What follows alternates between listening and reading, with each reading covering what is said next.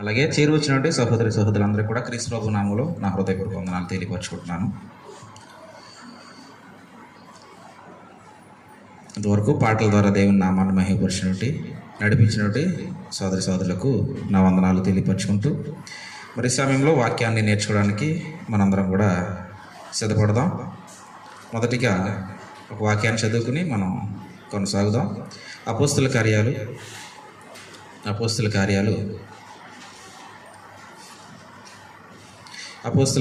4వ అధ్యాయము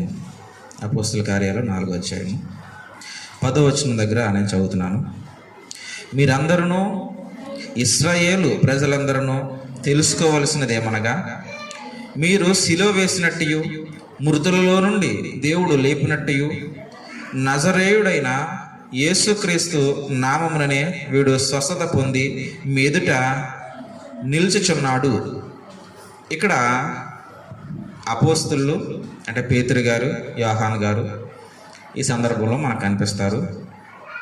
ఇక్కడ ఉన్నటువంటి పెద్దలు, శాస్త్రులు, అధికారులు వీరందరూ కూడా ఈ అపోస్తలులైనటువంటి పేతురు గారిని, యోహాను గారిని నిలదీశారు. ఎందుకు నిలదీశారు అని అంటే, ఒక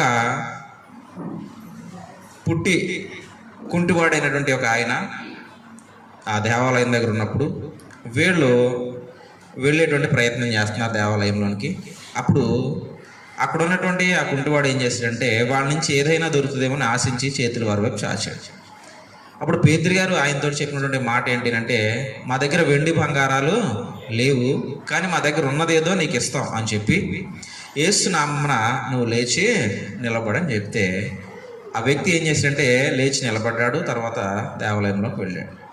అక్కడ ఉన్నటువంటి అధికారులు వాళ్ళందరూ కూడా అతను చూశారు. ఏంటి ఇదో మనం చిన్నప్పటి నుంచి చూస్తున్నాం, అక్కడే కదా ఉంటాడు, సడన్గా ఎలా నడవగలిగాడు అని ఆలోచించినప్పుడు వీళ్ళ వలన ఇది సాధ్యమైంది అని తెలుసుకుని వాళ్ళని నిలదీశారంట. మీరు ఎలాగ, ఏ శక్తిని బట్టి, ఏ అధికారాన్ని బట్టి ఎలా చేశారని చెప్పి నిలదీస్తే అప్పుడు పేతురు, యోహాను వాళ్ళకి ఇచ్చినటువంటి సమాధానం ఏంటంటే, అధికారుల్ని కానీ, శాస్త్రుల్ని కానీ, పరిశీలన కానీ అందరూ నిలబెట్టి చెప్పినటువంటి మాట ఏంటంటే, మీరెవరైతే సిలువ వేసి చంపేశారో ఆ మీ చేతుల ద్వారా చంపబడినటువంటి ఆ నజరేయుడైనటువంటి యేసు నామము వలననే ఈ వ్యక్తి ఈ దినాన ఇలాగ లేచి నిలబడ్డాడని చెప్పి.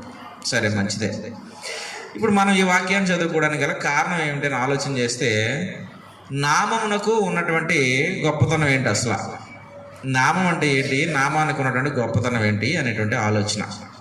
కారణం మనం దీన్ని చదవడానికి కారణం, ఇది ఆలోచించడానికి కారణం ఏంటంటే, మరి మనం నడిచేటువంటి విధానంలో ఈరోజు మనం వినబోయేటువంటి ఆజ్ఞ ఎన్నో ఆజ్ఞ అంటే, ఎన్నో ఆజ్ఞ అండి మర్చిపోరు. మధ్యలో ఒక ఆదివారం నేను ఆగేటప్పటికి 2 ఆజ్ఞలు అయిపోయినాయి. ఇప్పుడు 3వ ఆజ్ఞ. ఒకసారి ఆ ఆజ్ఞలు చెప్పినటువంటి ప్రదేశానికి వెళ్ళి దాన్ని ఆలోచన చేసుకుంటూ మళ్ళీ ముందుకు మనం వచ్చే ప్రయత్నం చేద్దాం. నిర్గమకాండము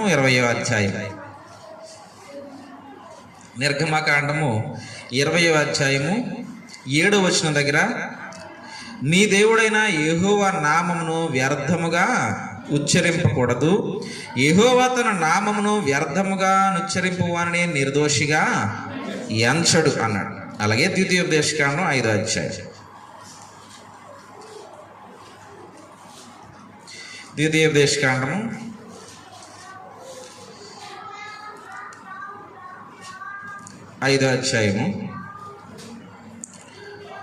11వ వచనం దగ్గర, నీ దేవుడైన యెహోవా నామమును వ్యర్థముగా ఉచ్చరింపకూడదు, యెహోవా తన నామమును వ్యర్థముగా ఉచ్చరించు వారిని నిర్దోషిగా ఎంచడు. 2 పర్యాయాలు మనం చూస్తాం. ఎందుకు 2 పర్యాయాలు చూస్తున్నాం అన్నది మీకు తెలుసు, నేను మొదటి నుంచి చెప్తున్నాను. ఎందుకని చూస్తాం 2 పర్యాయాలు అని అంటే, మొదటి తరానికి ఒకసారి చెప్పినటువంటి ఆజ్ఞలు, అలాగే వారి తండ్రులు చనిపోయిన తర్వాత వారి పిల్లలు వచ్చారు, వారికి రెండవసారి చెప్పబడినటువంటి ఆజ్ఞ. ఇక్కడ ఏదైనా మార్పు వచ్చిందా అని అంటే ఏ విధమైనటువంటి మార్పు రాలేదు. వారి తండ్రులకు ఇచ్చినటువంటి ఆజ్ఞనే మరలా మోషే గారు వారి పిల్లలకు కూడా ఈ ఆజ్ఞని చెప్తున్నట్లుగా మనం చూస్తున్నాం. ఏంటి ఆజ్ఞ అని అంటే, ఈ 3వ ఆజ్ఞ ఏంటి అంటే, యెహోవా నామమును వ్యర్థముగా ఉచ్చరించకూడదు. మంచిదే. ఇప్పుడు ఒక ఆలోచన చేద్దాం. అసలు నామము అని దేనిని అంటారు? ఆయన నామాన్ని వ్యర్థంగా ఉచ్చరింపకూడదు అని అన్నాడు కదా. నామము అని దేనిని అంటారు అని ఆలోచన చేద్దాం. అసలు నామము అని దేనిని అంటారు? దాన్ని తెలుసుకోవడానికి ముందు కొన్ని వాక్యాలు చదువుదాం. నామం అని దేనిని అంటారో దాన్ని తెలుసుకోవడానికి ముందు కొన్ని వాక్యాలు చదివేటువంటి ప్రయత్నం చేద్దాం. ఏమండి? సరే, ఒకసారి మరలా మనం నూతన నిబంధనలోనికి వద్దాం. నూతన నిబంధనలోనికి వచ్చి యేసుక్రీస్తు ప్రభు గురించి కీర్తనాకారుడు చెప్పినటువంటి ఒక మాటను హెబ్రీ గ్రంథకర్త ఈ విధంగా తెలియపరుస్తున్నాడు అనమాట మనకి. హెబ్రీలకు రాసినటువంటి పత్రికలో నుంచి 2వ అధ్యాయము, హెబ్రీలకు రాసినటువంటి పత్రిక 2వ అధ్యాయము 12వ వచనంలో మధ్యలో నేను చదువుతున్నాను.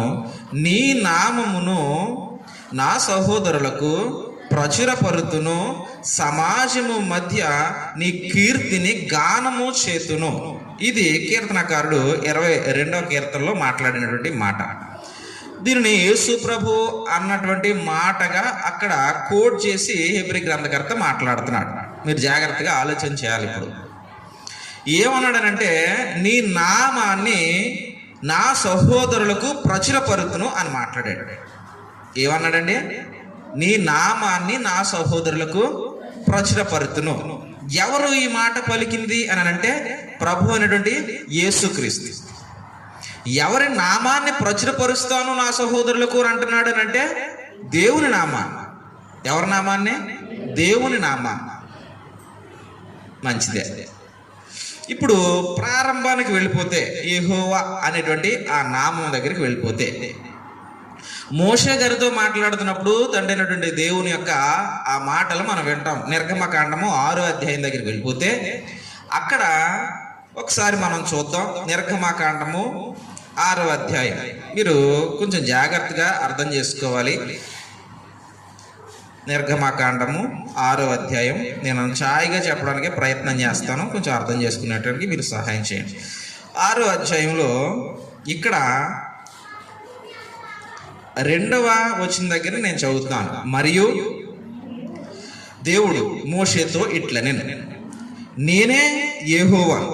ఇక్కడే దేవుని పేరు అంటే ఆయనకు ఉన్నటువంటి పేరుని యెహోవా అనేటువంటి ఆ శబ్దాన్ని వినిపింపజేసింది ఎక్కడ అంటే ఇక్కడే మొదటిసారిగా.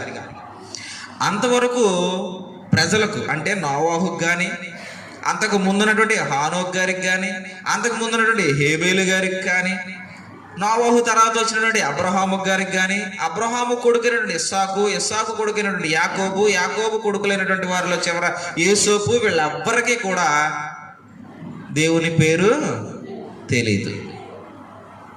మరి ఎలా తెలుసు దేవుడు వారికి అని అంటే అక్కడ చెప్తున్నాడు చూడండి, నేను సర్వశక్తి గల దేవుడను. ఇదే పేరిక.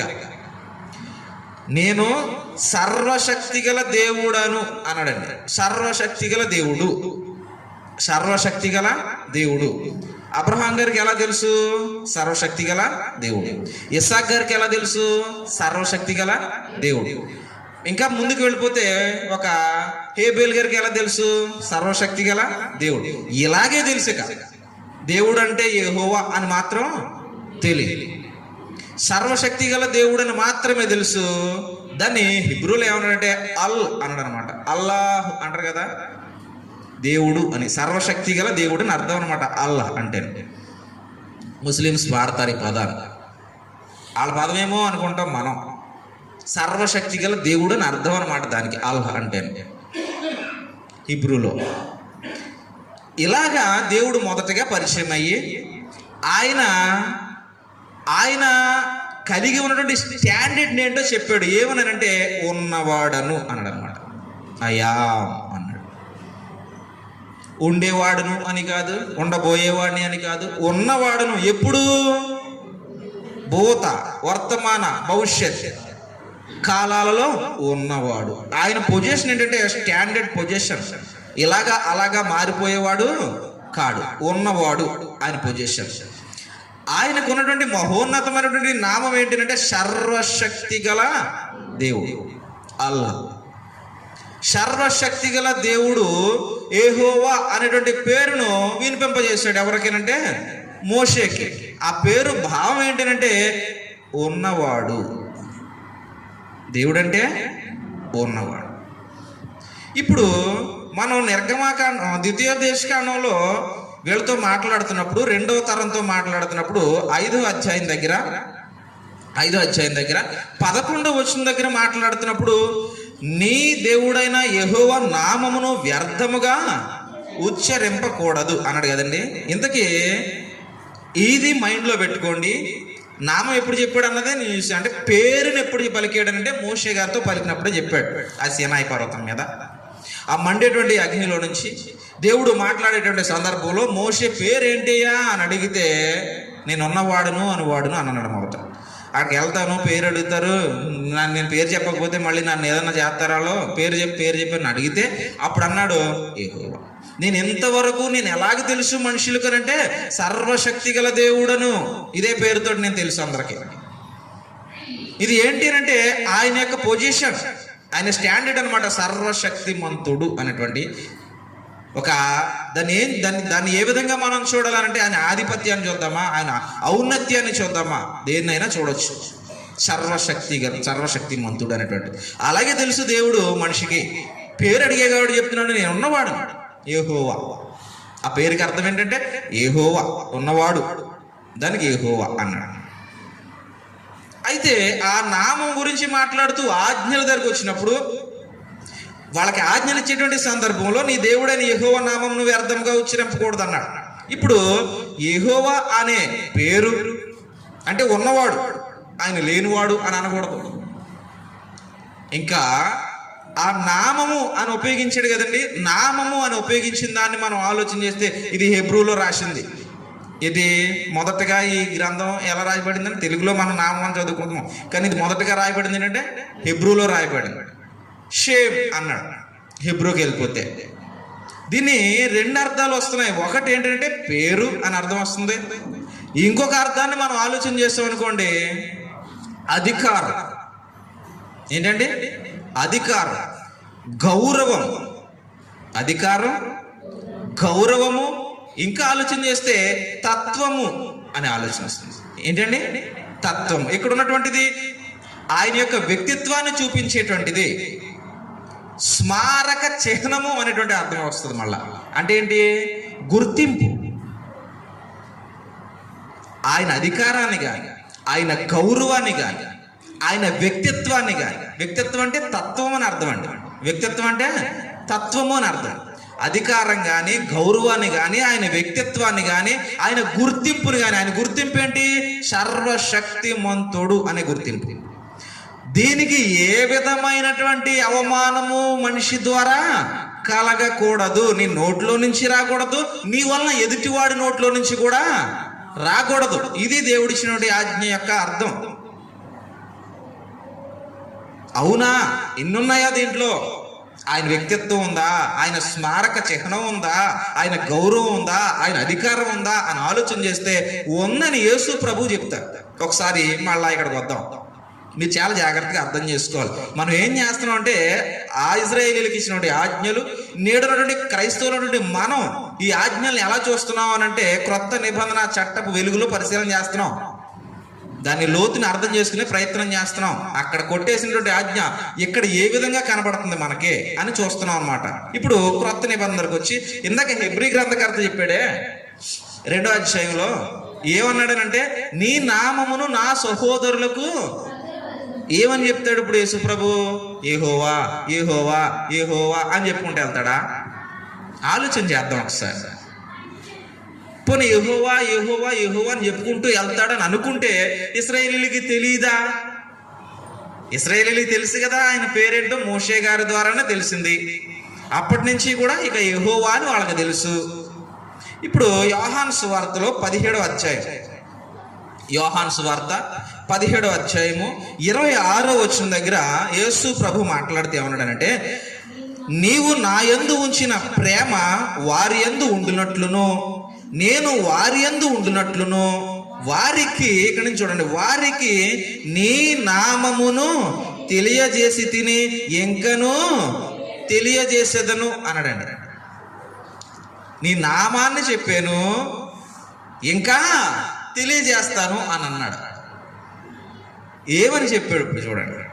యేసు ప్రభు తన జీవిత యాత్ర మనకు తెలుసు. ఆ 3.5 సంవత్సరాలు ఏం చేశాడో తెలుసు. ఈ 3.5 సంవత్సరాలు ఏం చేశాడు ఆయన?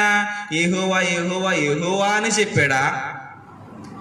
మరి ఏం చెప్పాడనంటే దేవుని యొక్క వ్యక్తిత్వం ఏంటో చూపించాడు. అక్కడ నన్ను చూస్తే తండ్రిని చూసినట్లే, నా మాటలు ఏవి కూడా నాయి కాదు, నన్ను పంపిన తండ్రివే. అంటే ఆయన నోట్లో నుంచి వచ్చే మాట కానీ ఆయన ప్రవర్తన కానీ దేన్ని సూచిస్తుంది, దేన్ని ప్రకటిస్తుంది అని అంటే దేన్ని ప్రకటిస్తుంది? దేవుని నామాన్ని. దేన్ని ప్రకటిస్తుందండి? దేవుని నామాన్ని. నామం అంటే పేరు అనేది ఉంది, అది అలా ఉంచండి. ఇంకా మనం గట్టిగా ఆలోచన చేసినప్పుడు ఏమొచ్చినాయి అంటే దేవుని యొక్క వ్యక్తిత్వం వచ్చింది, దేవుని యొక్క గౌరవం వచ్చింది, దేవుని యొక్క అధికారం వచ్చింది, దేవుని యొక్క స్మారక చిహ్నం వచ్చింది. వీటన్నిటినీ కూడా దేవుడు అంటే ఇది అనట ప్రభువైన యేసుక్రీస్తు తన సహోదరులు అంటే ఎవరండి? ఇశ్రాయేలు ప్రజలు. ఇశ్రాయేలు ప్రజలకు యెహోవా అనే పేరు తెలుసు. మరి ఇంకేంటి నా ప్రచురణ చేశాడు? యెహోవా యెహోవా అని చేయని అవసరం లేదు, ఎందుకంటే వాళ్ళకి తెలుసు యెహోవా అంటే. మరి ఏం ప్రకటన చేశాడు, ఏమి వాళ్ళందరికీ తెలియజేసేలా చేశాడనంటే ఆ యెహోవా నామము వెనకాల ఉన్నటువంటి శక్తిని చెప్పాడు, ఆయన గుణలక్షణాలను చెప్పాడు, ఆయన గౌరవాన్ని చెప్పాడు, ఆయనకున్నటువంటి అధికారాన్ని చెప్పాడు. అదే అధికార తత్వము మరలా ఎవరి దగ్గరికి వచ్చిందని అంటే ప్రభు అనేటువంటి యేసుక్రీస్తు దగ్గరికి వచ్చింది. మనం ఇందాక అపోస్తుల కార్యాలు 4వ అధ్యాయం దగ్గర ఒక విషయాన్ని చదువుకున్నాం. అపోస్తుల కార్యాలు 4వ అధ్యాయం దగ్గర ఒక విషయాన్ని చదివాం. ఇక్కడ 10వ వచనం దగ్గర ఏమన్నాడనంటే, మీరు సిలువ వేసినట్టు మృతులలో నుండి దేవుడు లేపినట్టు నజరేయుడైన యేసుక్రీస్తు నామముననే వీడు స్వస్థత పొంది మీ ఎదుట యేసుక్రీస్తు నామము అన్నాడు. యేసుక్రీస్తు యొక్క అధికారాన్ని చెప్తున్నాడు. మళ్ళీ ఇక్కడ ఏం చెప్తున్నాడండి? యేసుక్రీస్తు యొక్క అధికారం. దీన్ని దీన్ని ఎందులో రాశారు? ఇది గ్రీకులో రాశారు. ఇందాక చదివిందేమో అంటే పాత నిబంధన హిబ్రూలో రాశారని తెలుసు మనకి, క్రొత్త నిబంధన గ్రీకులో రాశారు. దీనికి ఇక్కడ నామము అని రాసినటువంటి దానికి ఓనామా అన్నాడండి. గ్రీకులో ఓనామా అన్నాడు. ఓనామా అని అంటే అధికారం. పేరు అనేది వస్తుంది, కామనే. పేరు అనేది ఒక అర్థం ఉంది, అది కాదని మనం అనట్లేదు. కానీ దాని లోతైనటువంటి భావానికి వెళ్ళిపోతే ఇంకేం వస్తుందంటే అధికారం. ఇక్కడికి వెళ్ళిపోతే నామం అనగా అధికారం. ఓనోమై అనేటువంటి ఒక గ్రీకు పదంలో నుంచి ఇది తీసుకోవడం జరిగిందట, ఓనోమా అనేటువంటి దాన్ని. ఎందుకంటే దానికంటూ ఒక అర్థం ఇచ్చాడు. ఏంటంటే ఖ్యాతి. ఓనోమై అనేటువంటి ఒక గ్రీకు పదానికి అర్థం ఏంటంటే ఖ్యాతి. ఖ్యాతిలో నుంచి ఓనోమా అనేటువంటి గ్రీకు పదాన్ని తర్జుమా చేసుకున్నారట. అది ఇక్కడ నామముగా మనకి వ్రాయడం జరిగింది. అంటే ఖ్యాతి, అధికారంగా దీన్ని ఇక్కడ మనకు చూపించాడు అనమాట. అంటే దేవుని యొక్క ఖ్యాతి, దేవుని యొక్క అధికారం, దేవుని యొక్క తత్వము లేదా వ్యక్తిత్వము, ఇలాంటి అర్థాన్ని ఇచ్చేటువంటి పదాలని ప్రారంభపు భాషలో రాశాడు. మనకి నామం అనే పదం కనపడుతుంది కాబట్టి పేరుని ఆగిపోతాం మనం. కానీ దాని లోతుకు వెళ్ళిపోతే అది ఒక గుర్తింపునిచ్చేటువంటి పదం. ఎవరి గుర్తింపు? దైవానికి ఉన్న గుర్తింపు, ఏ మనిషికి ఉన్న గుర్తింపు కాదు. అది దైవానికి ఉన్నటువంటి గుర్తింపు అన్నమాట. ఆయన వ్యక్తిత్వాన్ని చూపిస్తుంది, ఆయన గౌరవాన్ని చూపిస్తుంది, ఆయన యొక్క స్మారక చిహ్నాన్ని సూచిస్తుంది నామము అని అనగా. కాబట్టి నూతన నిబంధనలో నామం అని ఎవరి గురించి వాడారనంటే ప్రభువైన యేసుక్రీస్తు గురించి వాడాడు. ఇక్కడ పాత నిబంధనలు ఎవరి గురించి వాడారనంటే తండ్రి అయినటువంటి దేవుని గురించి, యెహోవా. ఆయనకు ఉన్నటువంటి తత్వాన్ని కానీ అంటే ఆయన గౌరవాన్ని ఎక్కడా ఒక వ్యక్తి ఏం చేయకూడదని కోరుకున్నాడు? కించపరచకూడదు. ఎవరి గౌరవాన్ని? దేవుని గౌరవాన్ని. దాన్ని తోలనాడకూడదు. దేన్ని? దేవుని యొక్క నామాన్ని తోలనాడకూడదు. నామం అనగానే మనకి జ్ఞాపకం రావాల్సింది ఏంటంటే దైవత్వము, ఆయన యొక్క గుణలక్షణము. దాన్ని ఏ వ్యక్తి కూడా ఏం చేయకూడదు, తోలనాడకూడదు, అవమానపరచకూడదు. అందుకనే మనం ఒక భక్తుని జీవితాన్ని పరిశీలన చేసినప్పుడు, అతని భార్య ఎవరో యోబు గారి జీవితాన్ని పరిశీలన చేస్తున్నప్పుడు అతని భార్య ఎక్కడికి తీసుకొచ్చిందండి, ఈ ఆజ్ఞ అతిక్రమ విధానాన్ని దగ్గర తీసుకొచ్చింది. అంటే అప్పటికి ఆజ్ఞలు లేవు, కాకపోతే దేవుని నామాన్ని తోలనాడడం అనేటువంటిది ఎంత పెద్ద తప్పు అని అంటే, ఎంత పెద్ద తప్పు ఒకసారి ఆలోచించండి. మన ఇంట్లో మన పెద్దని మనం తిట్టేమనుకో, చుట్టుపక్కల ఏమంటారు?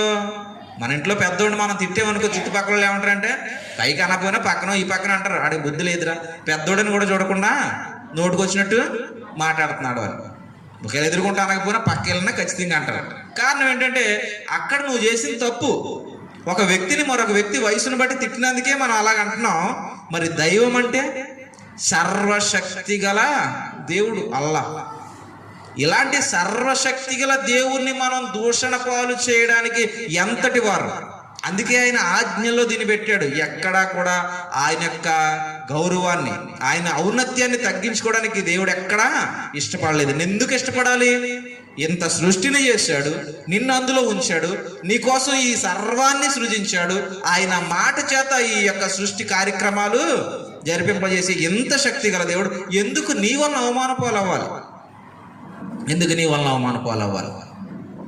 కాబట్టి ఆయన ఆజ్ఞల్లో దీన్ని చేర్చడానికి గల కారణం ఏంటంటే, ఎక్కడా కూడా నువ్వు దేవుణ్ణి కించపరచడానికి వీలు లేదు. అంటే ఆయన తత్వాన్ని, ఆయనకున్న పేరును నువ్వు పాడు చేయకూడదు. ఇంకా మనకు అర్థమయ్యేలాగా ఇంకొక ఉదాహరణ తీసుకుందాం.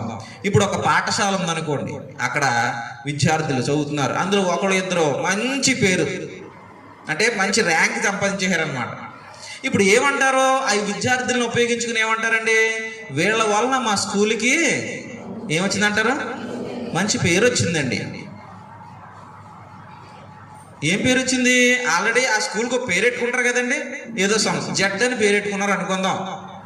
మంచి పేరంటే ఈ పేరు తీసి ఏమో తెస్తారు, ఇంకోటి ఏం తయారు, ఆ జడ్ అనే పేరే ఉండదు అలాగా. కానీ ఏం తెచ్చారు మరి? మంచి అనేటువంటి ఒక గుర్తింపు. ఈ స్కూల్కి వీళ్ళు చాలా బాగా పాఠాలు చెబుతారు, ఇక్కడ ఉన్నటువంటి విద్యార్థులకి మంచి శిక్షణ ఇస్తారు, ఇలాంటి గుర్తింపు. ఆ గుర్తింపునే, అంటే ఆ స్కూల్ లోపల ఉన్నటువంటి విషయాన్ని తీసుకొచ్చారు బయటికి. దాన్ని ఏమన్నారంటే, వీళ్ళ వలన స్కూల్కి మంచి పేరు వచ్చింది. పేరంటే పెట్టుకున్న జడ్ మాత్రమే కాదు, ఆ స్కూల్లో జరిగేటువంటి విధానం కూడా. అలాగే ఇక్కడ నామము అనగానే పేరు మాత్రమే కాదంటే, యెహోవా అనేటువంటి ఆ పదం మాత్రమే కాదు, కానీ ఆయనకి ఉన్నటువంటి గుణలక్షణం, ఆయన తత్వాన్ని ఒక వ్యక్తి ఎక్కడా కించపరచడానికి దేవుడు అస్సలు అవకాశాన్ని ఇవ్వట్లేదు. వాళ్ళకి ఇవ్వట్లేదు, ఓకే ఆజ్ఞ చూసాం కదా, వాళ్ళకి ఇవ్వట్లేదు. మరి మనకెక్కడైనా ఇచ్చాడా? ఆయన నామాన్ని కించపరిచే అవకాశాన్ని కానీ, దూషించే అవకాశాన్ని కానీ ఇచ్చాడా? ఇప్పుడు చూడండి, పాత నిబంధనలు ఆజ్ఞగా చెప్పాడు, నా నామాన్ని నీ నోట్లో నుంచి వ్యర్థంగా ఉచ్చరింపొద్దయ్యా అన్నాడు. కానీ క్రొత్త నిబంధనకు వచ్చేస్తే ఇదే ఆజ్ఞని ఎన్ని విధాలుగా చెబుతాడో ఇప్పుడు ఆలోచన చేద్దాం. మనం ఈ ఆజ్ఞని ఎన్ని విధాలుగా చెప్తున్నాడో ఆలోచన చేద్దాం. ఒకసారి ఇప్పుడు రోమపత్రికలోనికి వచ్చి చూద్దాం. రోమపత్రిక ఇక్కడ ఇంకొక విషయాన్ని కూడా మీకు మధ్యలో జ్ఞాపకం చేస్తాను. రోమపత్రిక అయిపోయిన తర్వాత ఆ విషయాన్ని మీకు జ్ఞాపకం చేసే ప్రయత్నం చేస్తాను. రోమీలకు రాసిన పత్రికలో నుంచి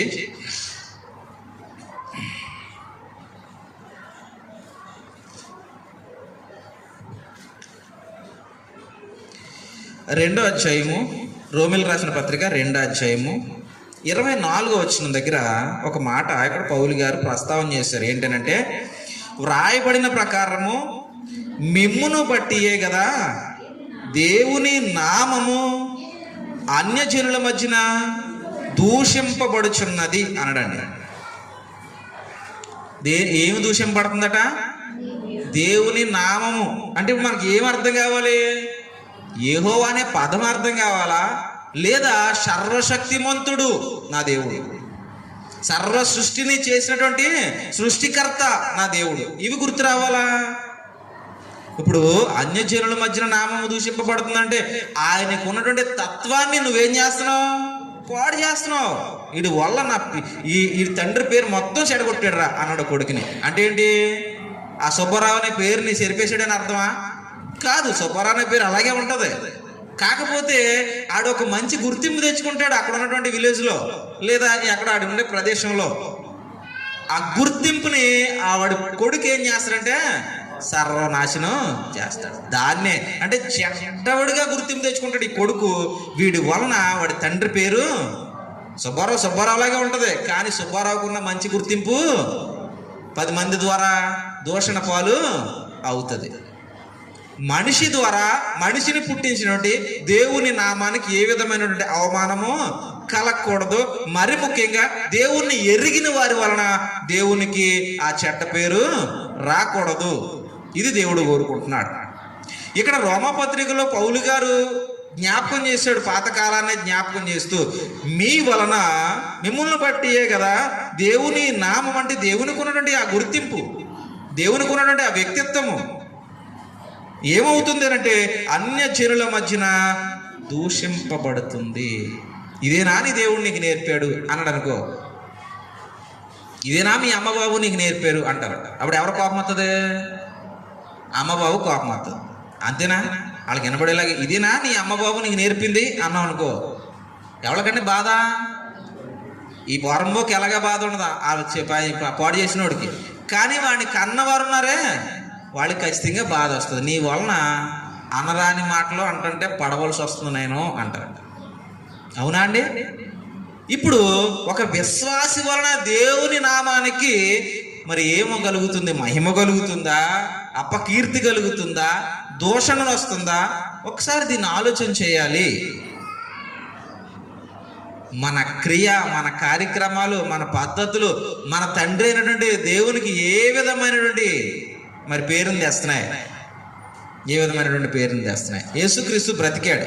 ఆయన ద్వారా దేవుని నామానికి ఏం కలిగింది? మహిమ కలిగింది. ఎందుకని? ప్రభు యొక్క జీవితం మార్గదర్శకంగా నిలబడింది ప్రపంచానికి. కాబట్టి దేవునికి ఆయన వలన మహిమ కలిగింది. అందుకే పౌలు గారు ఆయన మార్గంలో నడిచాడు, మనల్ని వారి మార్గంలోనే నడవమని తెలియజేశాడు. కారణం ఏంటంటే అలా నడవడం వలన మనల్ని పుట్టించినటువంటి దేవునికి ఏమొస్తుందంటే మహిమ కలుగుతుంది. మహిమ కలుగుతుంది. ఒకసారి ఇది ఎలాగ జరుగుతుంది అన్నది పేతురు గారు చెబుతారు. ఒకసారి పేతురు పత్రిక వెళ్ళిపోతే, పేతురు గారు రాసిన పత్రికలో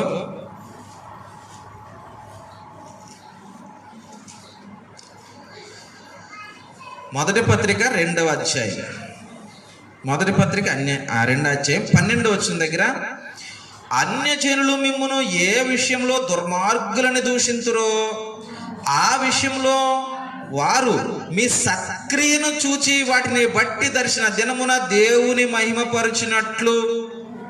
దేవునికి మహిమ ఎలా తేగలుగుతామట మనం? దుర్మార్గుడుగా ఉన్నవాడు సన్మార్గంలో నడవడం వలన, వాడు చేసే సత్క్రియ వలన మనల్ని పుట్టించినటువంటి దేవునికి మనం ఏం తేగలుగుతున్నాం అంటే మహిమను తేగలుగుతున్నాం.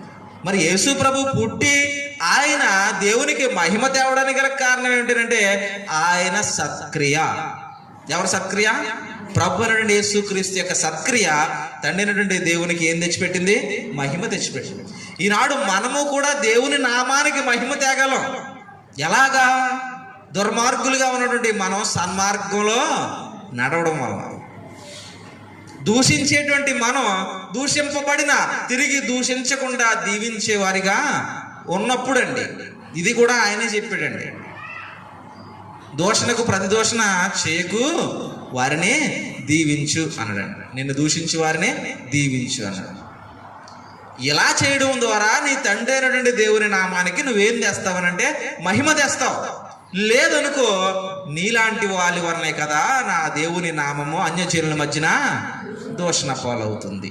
ఇదొక విధానం. అంటే మన పద్ధతి, మన నడిచేటువంటి విధానం మన దేవుని నామానికి మహిమ తెస్తుంది. మన పద్ధతే, మన విధానమే దేవుని నామాన్ని దూషించే విధంగా కూడా చేస్తుంది. ఇది మనకి చెబుతున్నాడు. ఇప్పుడు ఈ దినాన్న ఉన్నటువంటి క్రైస్తవ ప్రపంచానికి చెబుతున్నాడు, నీ వలన దేవుని నామం ఏమవకూడదు, దూషింపబడకూడదు. నీ క్రియ దేవుని నామానికి అవమానం తేకూడదు, నీ క్రియ దేవుని నామానికి మహిమ తేవాలి. ఇది నేడున్నటువంటి మనకిచ్చేటువంటి ఆజ్ఞ. ఇంకా మనం ఆలోచన చేద్దాం, ఇంకొక విషయాన్ని కూడా చూసే ప్రయత్నం చేద్దాం. తిమోతికి రాస్తూ పత్రిక పౌలు గారు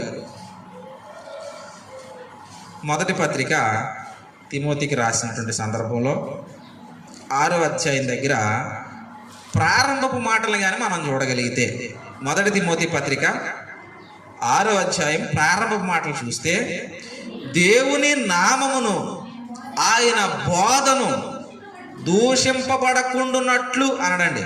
ఏంటండి ఇక్కడ 2 విషయాలు చెప్పాడు. ఒకటేంటి, దేవుని నామం, ఆయనకున్న పేరు. ఇంకోటి ఏంటి, ఆయన బోధ. ఆయన పేరు కానీ ఆయన బోధ కానీ ఒక విశ్వాసి వలన దూషణ పాలు కాకూడదు. ఇక్కడ క్లియర్గా చెప్తున్నాడు, ఒక విశ్వాసి వలన నా దేవుని నామం ఎలాగ దూషింపబడుతుంది, ఆయన వాక్యము ఎలాగ దూషింపబడుతుంది. బోధ అనంటే ఏంటి, వాక్యమే. ఒకసారి తీతుకు రాశాడే పత్రిక, ఇదే పౌలు గారు 2వ అధ్యాయంలో 5వ వచనం దగ్గర, 2వ అధ్యాయము 5వ వచనం దగ్గర ఇక్కడ అంటాడు, భయభక్తులు గలవారే ఉండవాలని చెప్పి, దేవుని వాక్యము దూషింపబడకుండునట్లు యవ్వన స్త్రీలు తమ భర్తలకు లోబడి ఉండి తమ భర్తలను శిశువులను ప్రేమించువారును, స్వస్థ బుద్ధి గలవారును, పవిత్రులను, ఎంట నుండి పనిచేసేవారును, మంచివారునై ఉండవలెను. ఈ లక్షణాలు లేవనుకో, నీ ద్వారానట ఏమి దూషింపబడుతుంది, దేవుని వాక్యం. ఇక్కడ వరకు ఓకే.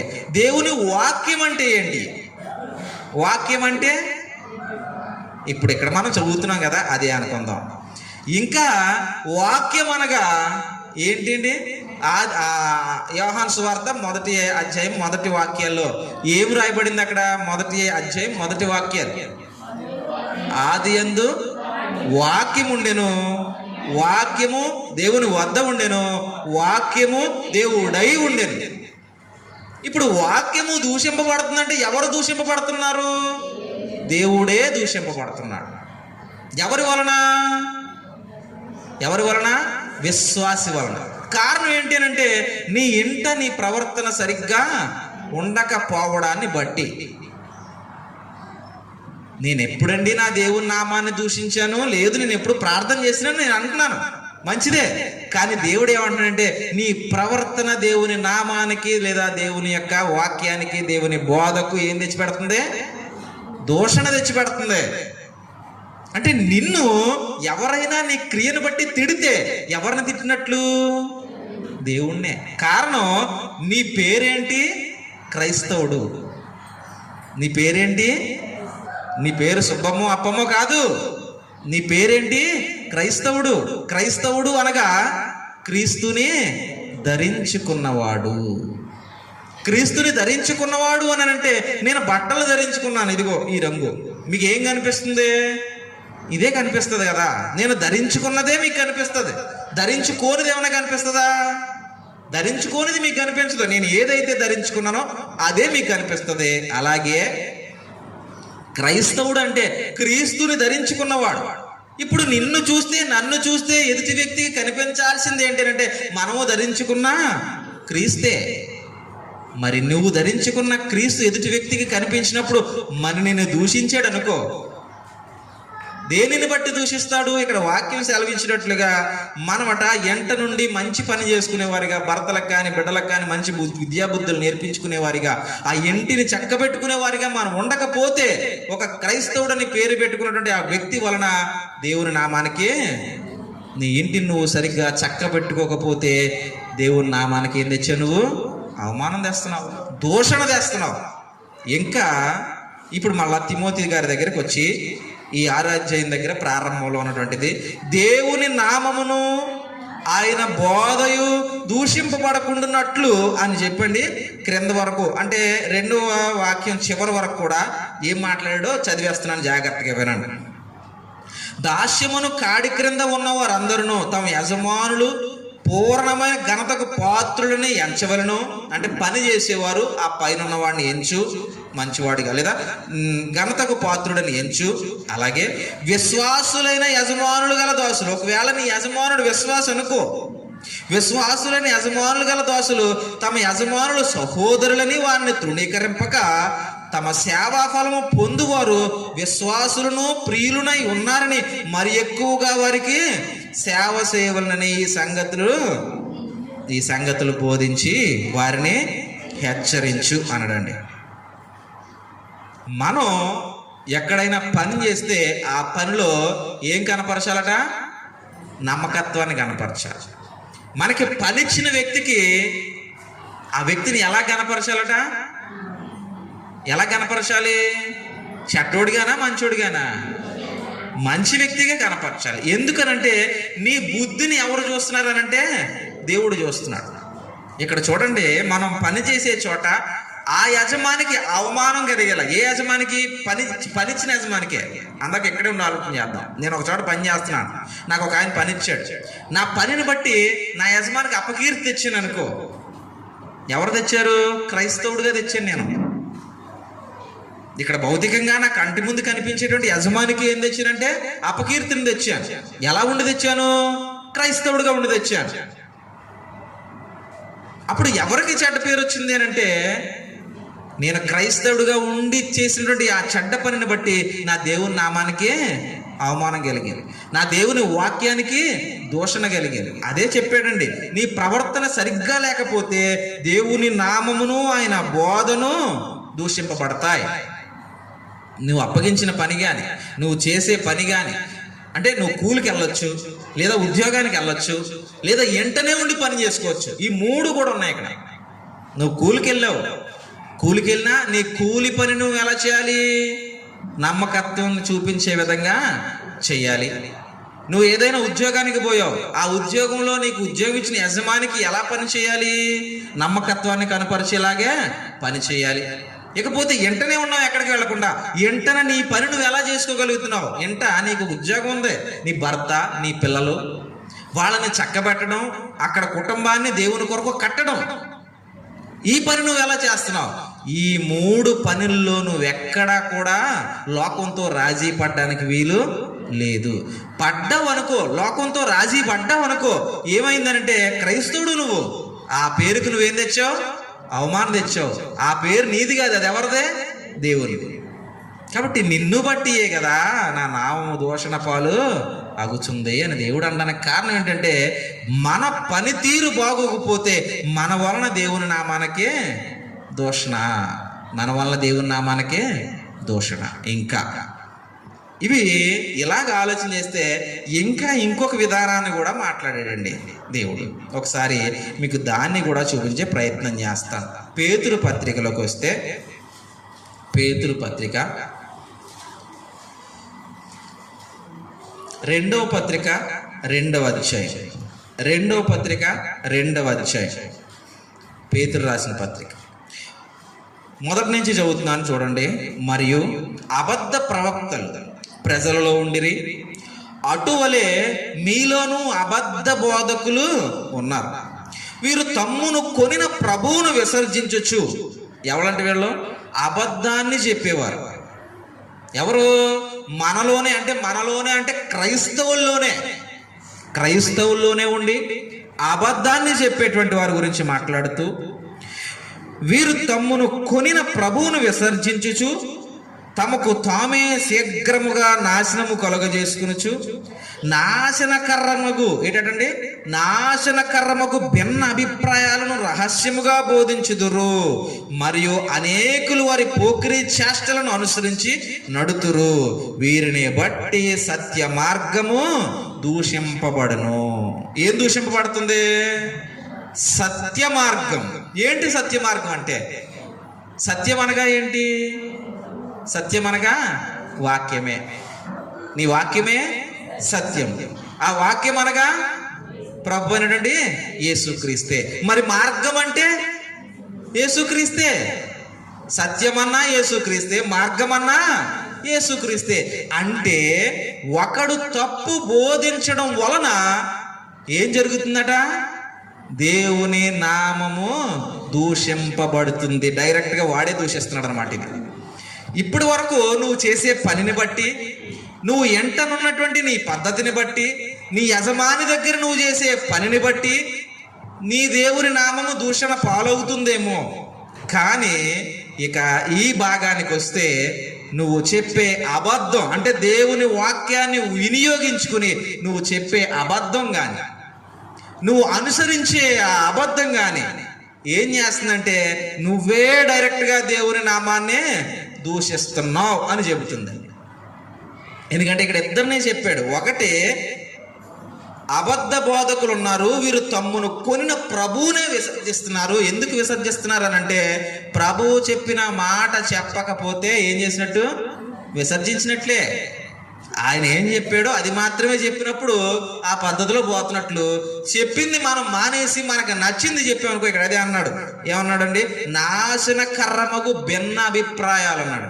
అంటే ప్రభువు చెప్పింది ఒకటే, నేను చెప్పేది ఇంకొకటి. ఇలా ఎప్పుడైతే భిన్నమైంది బోధించే నేను దేవుని దూషిస్తున్నానో, అంతేకాకుండా అనేకులు వారి పోకిరీ చేష్టలను అనుసరించి నడుతుడు.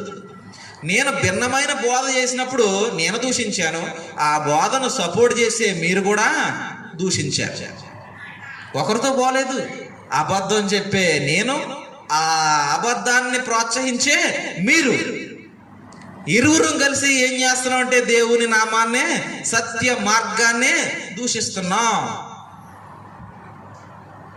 అక్కడ అన్నాడు నిర్గమకాండలోను ద్వితీయోపదేశకాండలోను, నా నామాన్ని వ్యర్థంగా ఉచ్చరించొద్దు అన్నాడు. అయిపోయింది.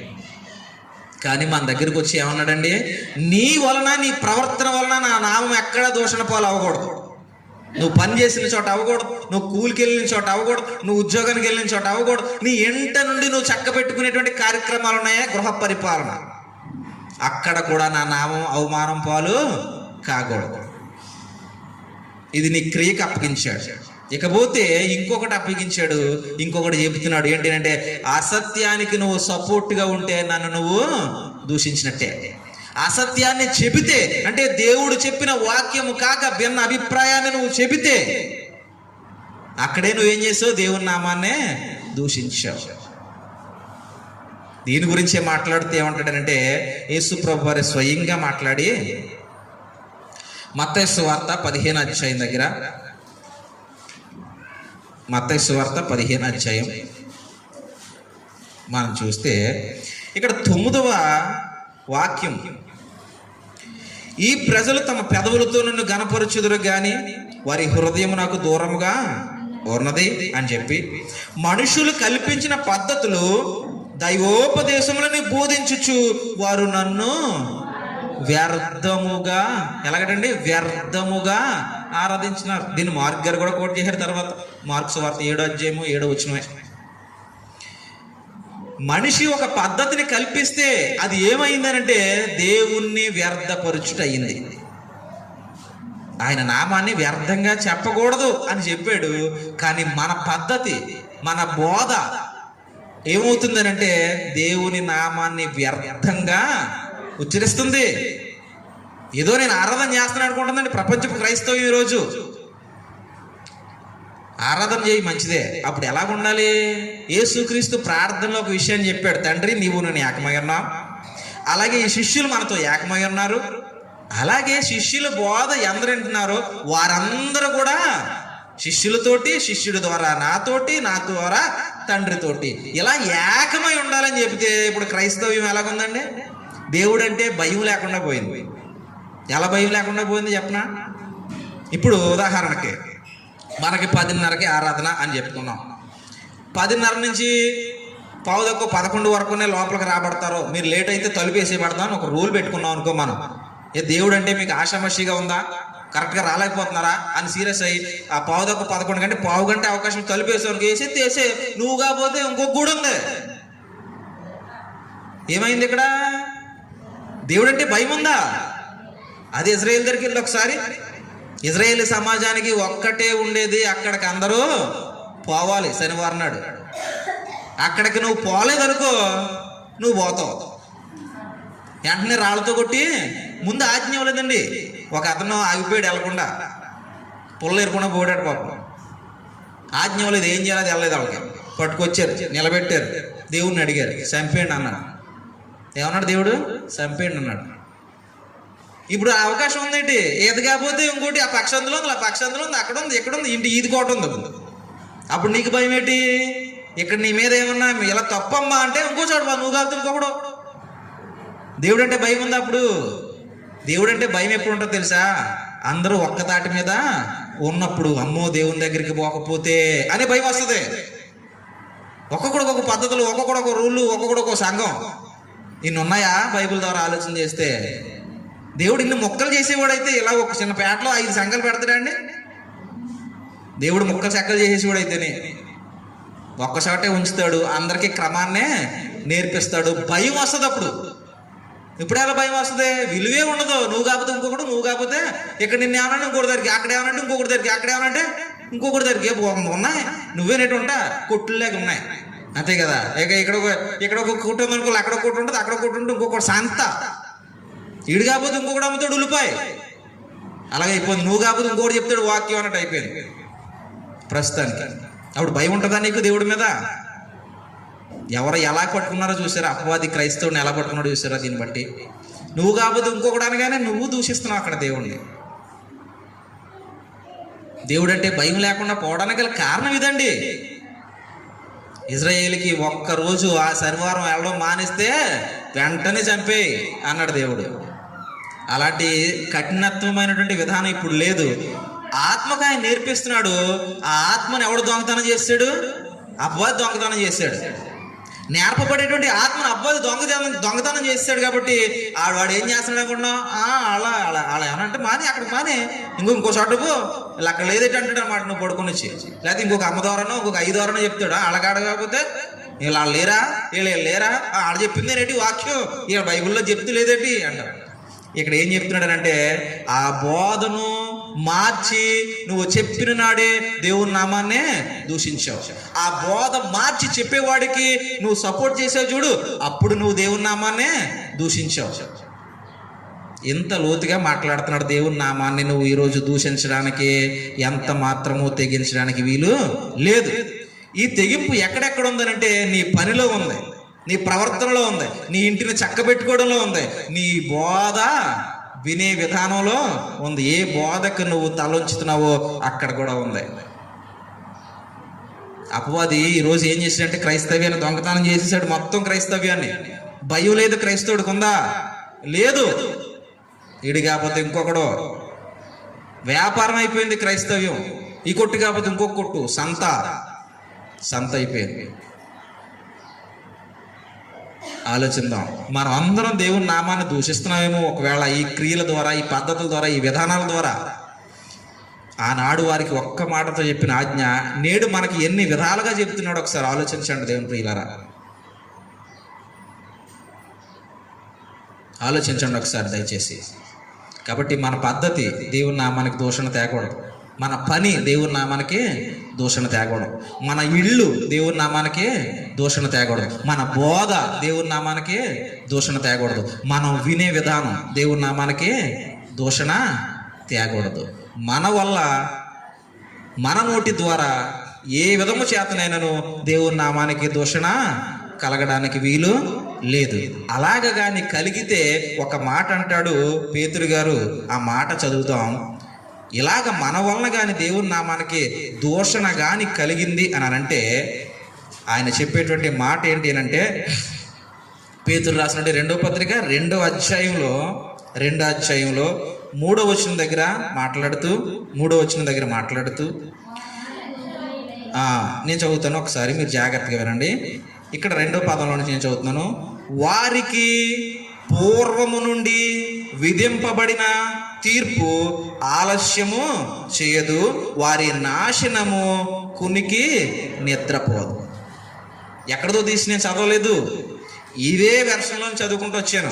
దేవుని బోధ తప్పుగా చెప్పినా, తప్పుకి నువ్వు సపోర్ట్ చేసినా నీకు పూర్వం నుంచి శిక్షలు విధించుకొస్తున్నాడే, ఆ విధానం మాత్రం దూరంగా పోదు, ఆ విధానం కునికి నిద్రపోదు.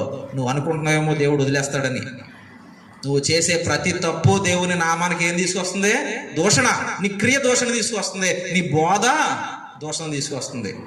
ఈరోజు మనుషుల కొరకు బోధలు మార్చేసి, మనుషుల కొరకు పద్ధతులు మార్చేసే క్రైస్తవ్యం వచ్చేసిందండి. ఇలా కాదండి, అందరూ ఇది ఇష్టపడుతున్నారంటే అది పెట్టేద్దాం. ఇదైతే నలుగురికి బాగుంటుంది, నలుగురు ఆకర్షణీయంగా ఉంటుంది, అది పెట్టేద్దాం. ఇది ఎక్కడా లేదు. వాక్యంలో ఏం చెప్పాడో దాన్ని మాత్రం చెప్పు. పౌలు గారు చక్కగా తెస్సలోనికీయుల రాస్తూ మాట్లాడు, మా బోధ ప్రకారం, మా విధానం ప్రకారంగా మీరు ఉండండి. దాని పద్ధతిలో ఎవరైనా మీకు కనిపించలేదో అక్కడి నుంచి మీరు దూరంగా బాగుండే అని చెప్పాడండి. తెస్సలోనికీయులకు రాసిన పత్రిక స్పష్టంగా ఉంది. కాబట్టి ఆ బోధ, పద్ధతి, ఆ విధానం, వాక్యం ఏదైతే ఉందో అదే మన జీవితం అయితే అప్పుడు మనం దేవుని నామానికి ఏం తెచ్చి పెడతాం? మహిమ తెచ్చి పెడతాం. మన విధానం బాగున్నప్పుడు దేవుని నామానికి మహిమ తెచ్చి పెడతాం. లేదనుకో ఆ నామానికి, అనగా నామం అంటే ఏంటండి? పేరని ఒకటి ఉంది, ఇంకా దేవుని యొక్క గుణలక్షణం, ఆయన గౌరవం, ఆయన అధికారం, ఆయన స్మారక చిహ్నం. దేనికి నా వలన అవమానం కలగకూడదండి, అవమానం కలగకూడదు. హెబ్రీలు రాస్తూ ఒక మాట చెప్తాడండి ఈ అవమానం గురించి మాట్లాడుతూ. 6వ అధ్యాయంలో 4వ వచనం దగ్గర, ఒక్కసారి వెలిగింపడి, మన కోసం మాట్లాడుతున్నాడు, ఒక్కసారి వెలిగింపడి పరలోక సంబంధమైన వరములను రుచి చూచి పరిశుద్ధాత్మలో పాలువారై దేవుని దివ్య వాక్యమును రాబో యుగ సంబంధమైన శక్తుల ప్రభావమును అనుభవించిన తర్వాత, అంటే అన్నీ తెలుసుకున్నావు, చక్కగా దేవుని దగ్గరికి వస్తున్నావు, ప్రార్థన చేస్తున్నావు, సహవాసంతో కలిసి ఉంటున్నావు, అందరితోటి ఒకటిగా ఉన్నావు, మంచిదే. ఇలాగున్నప్పుడు అనుభవించిన తర్వాత తప్పిపోయిన వారు, ఇలాగున్నా నువ్వు ఏదో కారణం చేత పోతే పక్కకి తప్పిపోయిన వారు తమ విషయంలో దేవుని కుమారుని మరలా, నువ్వు యేసు ప్రభుని సిలువేసావు ఎంతగానో. కొంతమంది అనుకుంటారు ఏదో బాధ వల్ల ఇంకో దాని వల్ల మానేస్తే అప్పుడు తెలుస్తుంది అనుకుంటారు. నాకేం తెలదు, నాకు తెలుస్తుందా? మనకేం తెలదండి. ప్రార్థన చేస్తాం, ఎవరైనా మానేస్తే వాళ్ళ కోసం ప్రార్థన చేస్తాం, అయిపోయింది అంతటితోటి నేడ్చేస్తారు, ఆ కళ్ళు కార్చేసుకుని. అంత సినిమా లేదు ఇక్కడ ఏమీ. కానీ నువ్వేం చేసావు తెలుసా? దాని ద్వారా యేసు ప్రభుకే సిలువ వేసావు. మళ్ళీ నీ కోసం కాచిన రక్తానికి విలువ లేకుండా చేసేసావు. మనం అనుకుంటాం మానేస్తే ఏదో బాధపడిపోతారండి, అంత లేదు, ఇక్కడ ఎవడో బాధపడిపోవడం. మన పని మనం చేసుకుంటూ వెళ్ళిపోతాం. కానీ నువ్వేం చేసావు గుర్తుపెట్టుకో, క్రీస్తు ప్రభుకి సిలువ వేసేసావు మళ్ళీ. కాబట్టి ఆయన సిలువ వేసిన వారు కూడా చూస్తారు అన్నాడు. అంటే ఏంటి? ఆయన్ని గుర్తించక చంపిన వారు కూడా ఆయన వచ్చినప్పుడు చూస్తారు. అయ్యో అని రొమ్ము. వాళ్ళ గురించే కాదు, ఈరోజు సిలువేసి అవమానించినటువంటి మన గురించి కూడా ఈ మాట వర్తిస్తారు. కాబట్టి గుర్తుపెట్టుకోవాలి, దేవుడితోటి ఆట ఆడుకోకూడదు, మనం సంఘంతో అంతకన్నా ఆడుకోకూడదు. ఏమన్నాడు తెలుసా అండి? నలైపోతారు అన్నాడండి. ఎవరైనా నా మీద పడితే వారు తునాతునకలు అవుతారు, ఏదో ఉంటుంది. అంటే నాకు మర్చిపోయిన అంతగా గుర్తులేదు. అక్కడికి వెళ్తే నేను వారి మీద పడ్డాననుకో నలైపోతారు అని రాశాడు. కాబట్టి దేవునితో ఆట ఆడకూడదు. మన ఆట దేవుని నామానికే అవమానం తెస్తుంది, ఆయన నామాన్ని దూషణ పాలు చేస్తుంది. అది నువ్వు చేస్తున్నావో నేను చేస్తున్నానో ఒకసారి మన జీవితాన్ని పరిశీలించుకుంటే ఈ ఆజ్ఞ వాళ్ళకి కాదు నాకు ఉంది, కాబట్టి నేను చాలా కట్టుదిట్టంగా బ్రతకాలి అనేటువంటి జ్ఞానం మనకి వస్తుంది.